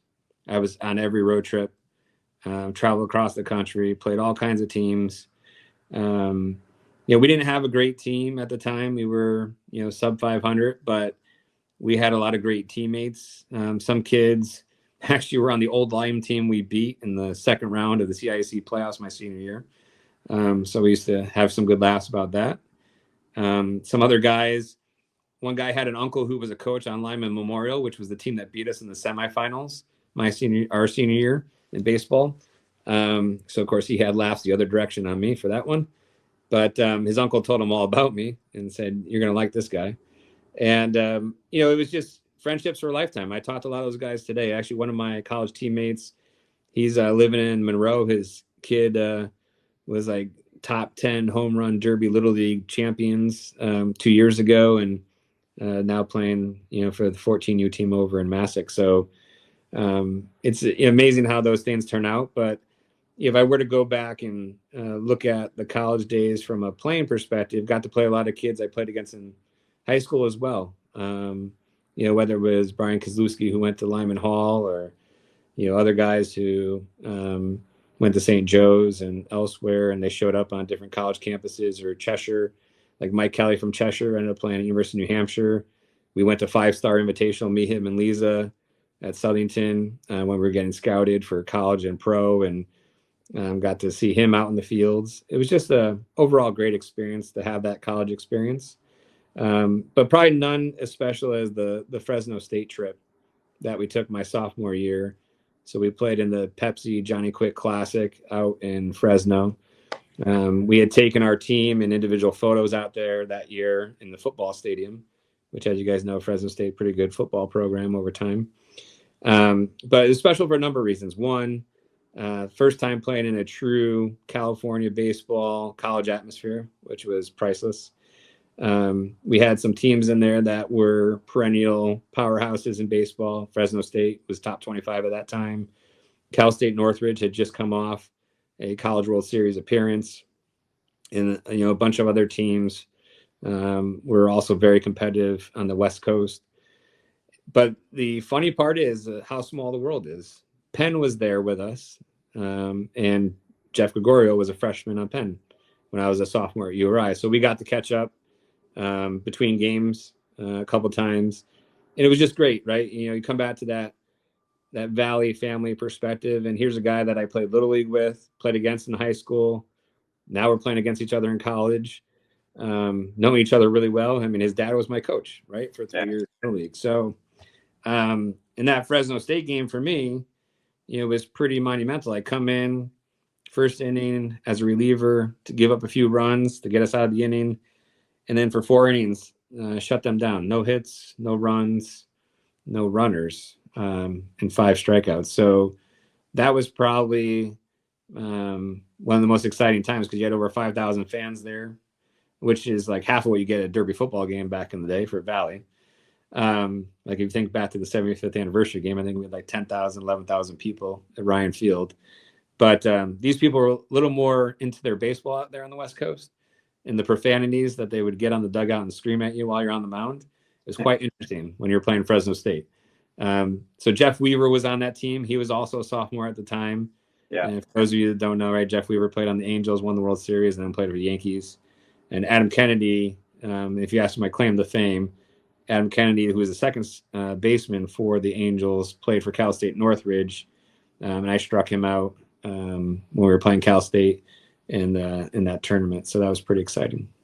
Right. And Chris, I just look at the things that you've done, and you've always given back. And, you're a proud resident of Newtown, and you're doing a lot with Newtown youth and baseball and stuff like that. And even, they say no matter, you can never go back home there. You could always go back home. And you and Joe Lisa have taken on a new venture, and it's really cool. So talk about that a little bit. Yeah, so let me comment on Newtown, and I'll kind of roll that into the new venture because it's all highly interconnected, right? So we were living in Watertown. We were on the West Coast for a while in San Diego, my wife and I, and then we were having our first child. We came back east, and we decided that we were going to take up shop in Watertown, Connecticut. And there's my oldest. She's an all-state gymnast at Newtown High School. Very proud of her. She's been doing gymnastics for over 10 years, and now she practices 30 hours a week. So she makes my athletic days seem pale in comparison to hers. Much better athlete than me, probably stronger than I ever was too. But the funny part is, we were living in Watertown. Our oldest, she was 3 at the time. She was going to school at Trinity School here in Newtown, which is right by the flagpole. And unfortunately, that's when the Sandy Hook tragedy occurred. After that, my wife and I decided that we wanted to move to Newtown to help the healing process and be a part of this community. Plus, it's only just down the road from Derby, right? So it was my version of a homecoming, right? Because this community was hurting. So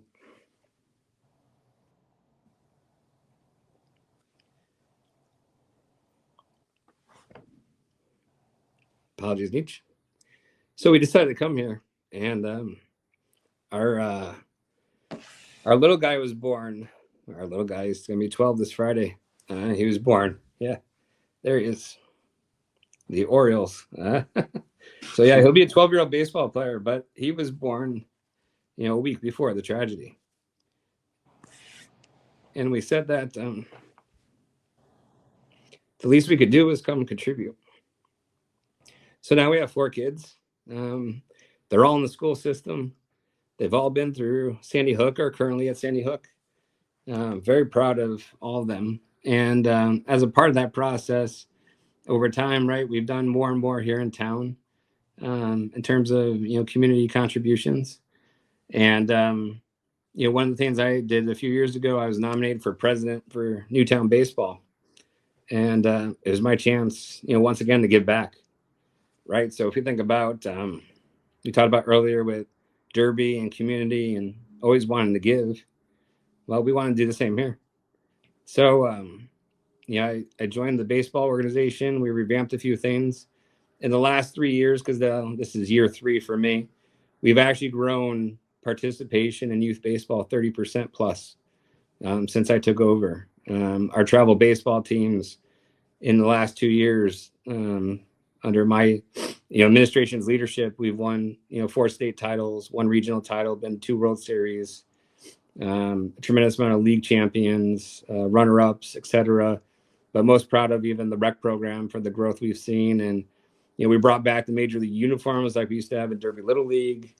So we've really been able to make, our contributions known. And having seen all that and seen what my daughter does in town for gymnastics, my boys are playing golf, baseball, basketball, you name it. And we said, what else can we do here in town to help contribute, right? And so Joe and I had gotten together several months ago, and I had a thought, about a wellness center concept.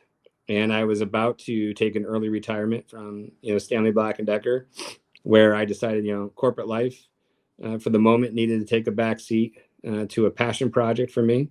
And that passion project was bringing to life, what we're calling the Housatonic Athletic Wellness Center. So a couple of interesting things to note about the name, right? And then we'll get into kind of the mission. But Who's always was going to be part of the name. And that's, pays homage to our history of being Derby athletes, participating in the Housatonic Conference, which we all hold a near dear heart spot for as we think back to the teams of old, right? Whether it's football, baseball, because Joe and I played both, basketball at the time. I mean, Joe played high school basketball too for a period. So we always wanted to have Housatonic in the name. But the other thing we did is when you look at the abbreviation, it's Hawk, right? So what is the Newtown, mascot? That's the Hawk, right? Now, granted, it's with a C. It's not with the K, but still, that was our, paying homage across the street to the high school, which is directly across from us. But the goal here was to create a facility that would replicate what you'd find on college campuses, so that you can have holistic athletic performance. So we have physical therapy, sports mental therapy, Reiki massage therapy, nutritionist, sports. We have tutoring. But the physical therapy has been big. And then you have strength and conditioning, speed and agility, and then specialty work, right? The different footworks for the different sports. We've already had in girls lacrosse, soccer, baseball, softball. Football will be here in a few weeks, post the season. So it's really been a great thing that we've seen come together since we launched on October 15th. And once again, it's, all about bringing, something back to the community and giving Newtown something they haven't had before. And very proud to be a Sandy Hook resident. And oh, by the way, the facility sits in Sandy Hook, and our high school actually sits in Sandy Hook proper, from a zip code perspective. So it's, special for us.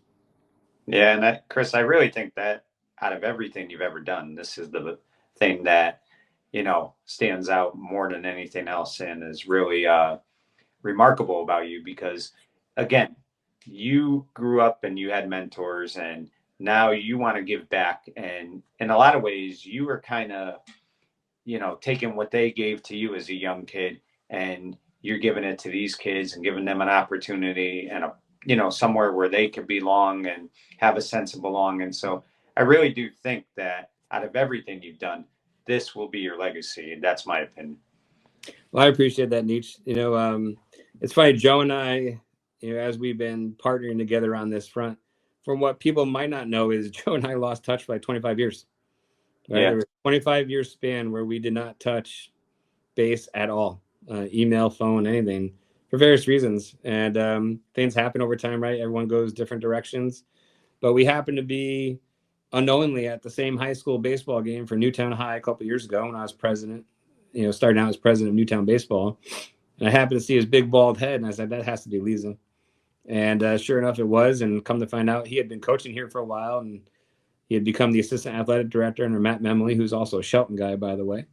So a little Valley connection here in Newtown. And it was just meant to be, right? So he's come to a bunch of my kids, even fall baseball games. We've been talking about, and you and others might recall, at Little League, Uleski used to give out free hot dogs or something from the snack shack if you got a foul ball and returned it, right? And so we were talking about different things you can do with the young kids, and that's why I brought Major League Baseball uniforms back to Newtown, because Newtown used to be a Little League program, like when we were in Little League, but actually a year or two after that All-Star game we talked about earlier, the 12U All-Star game, They went to Cal Ripken Babe Ruth. Cal Ripken baseball is great because at an 11, 12-year old, you're moving to effectively real baseball. It's 50-foot mounds, 70-foot bases, but you play with leading and true stealing, and it's great for baseball development. And that's why, I love that we're a part of that. But yeah, we just want to bring something special to all the kids, whether it's baseball or any other sport. And even if you look at our Hawk logo that we have, um, we've tried to incorporate as many sports as we can into that logo. And then we went with the Baltimore Ravens colors because we wanted to be fully inclusive and not be too homer across the street from Newtown High School. Right. Chris, nobody ever does anything alone, as you know. But the biggest thing that any kid can have when he's having his ups, he's having his downs, is his family. And your parents, grandparents, they've always been supportive. And like I said, I've said this many times that Derby sometimes, now I don't want to say Derby, I'll say Derby from 30 years ago, they forget just the impact your father had on not only sports, because sports is just a little part of it, but kids alone. I mean, he impacted me a lot. I've talked to many kids over the years who have really spoke affectionately about him. And then of course, like your mother, who's always been in a lot of ways your number one fan. I mean, she's always there to root you on and to support you. And those are the things that's the reasons, Chris, I think you were able to get through any of your hardships in life, is because you always had them there to support you through thick and thin. Yeah, no, I mean, for sure. It's funny because I've always told all the kids I coach and all the folks who've worked for me over the years in the different roles I've held in corporate America, it's always family first, right? If you take care of your home life, you take care of your family, everything else will fall into place, right? It'll keep you centered, keeps you whole. And, the beauty is when we grew up in Derby, we grew up in a family first society, right? I mean, our town was about the greater good, was about each other, pulling together in one direction. It was special, right? We were very fortunate and lucky that we got to be there at the time we did, because you really did get to see what a true community is about. Unfortunately, you don't get to see that everywhere these days. Um, but it really was, something special to be a part of, because the fact was everybody, every household in that town, all was, thinking in the same way, right? And it was, when you look at my family, they were one of many sets of volunteers we had over the years in all the organizations in Derby, right? And I think about Mr. Maskell and my dad. They've given so many things to so many kids. It's amazing.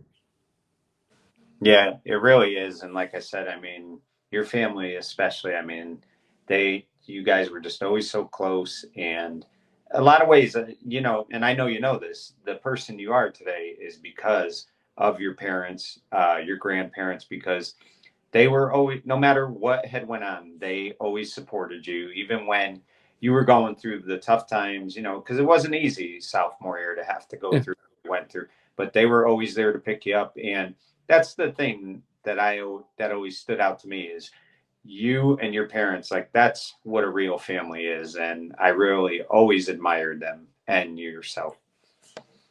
Thanks. I appreciate that. And it's actually something my wife and I tried to, push with our kids these days too, is that close bond, the close family unit, always being able to talk about every issue, no matter how uncomfortable it is, no matter how disappointed you might be in a certain event.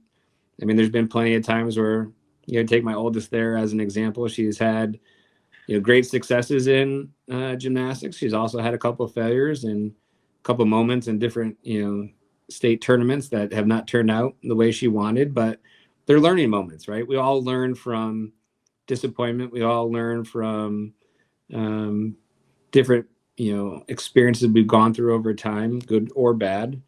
And you just have to grow from it and, look forward, right? It's not always about looking back. It's understanding the history, but be able to, look forward and keep it moving.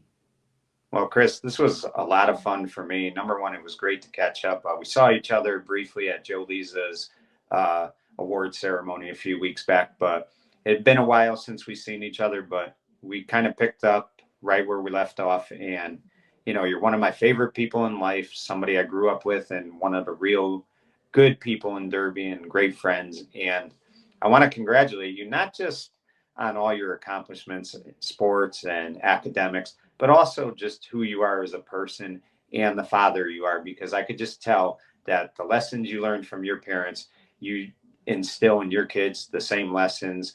And you're just a remarkable person. And I really do thank you for giving me some time today. Well, I always appreciate Mike. I feel like we never get together enough to be able to do things like this anymore, like we did back in the day in high school, where I felt we had this therapy session together every day. You were always a good friend, right? In the sense that you would always be there, and I was always there for you, right? So we could talk through different things, and Yeah, it's been great getting ready for this session and also having the session together. And I look forward to many more conversations like we've had over the years. definitely. Well, thank you again for coming on. Like I said, it was a real honor, and I really do appreciate it. All right. Thanks, Mike. Thank you, buddy. Well, there you have it, folks. I mean, I got to know this young man. That's probably when I met him. He was probably in first or second grade at the time. But to have a friend that you grow up with and know that he's always going to be there for you, he's always going to have your back, support you through everything. That's a great feeling for a person to have, never mind just a teammate. And over the years, Chris Reuther has been that type of person to everybody. There's not a mean bone in his body, and he's one of the most selfless people you will ever meet in life. And then you look at some of the things that he's doing right now in his life. I think two things really stand out to me. What he's doing for the town of Newtown, because you could tell that he was impacted by what happened, as we all were, and he wanted to give back to the community and, do something for them to kind of help with the healing process, which he's done. But more importantly than anything else, as you can see right there, that's his son. And who he is as a father, a husband. I mean, that's really the thing that will stand out to me the most about Chris Reuther. He's always had his priorities together, and he's all about family more than anything else. I tell you this, and I say this many times to people I talk to. Growing up and having a mentor like his father and having a friend like Chris, it was always invaluable for me. And you just look back on Chris Reuther, and he's done so much. He was All Valley twice. He was the All Stars, 3-year starter in baseball, 3-year starter in parts of football. That's great, and all of that is impressive. But I think more than anything else, Chris Reuther, the human being, is what I will always be proud of more than anything. He's a terrific person and a great individual that we all strive to be. For Hometown Heroes, I'm Mike Kenichi saying good night, everyone.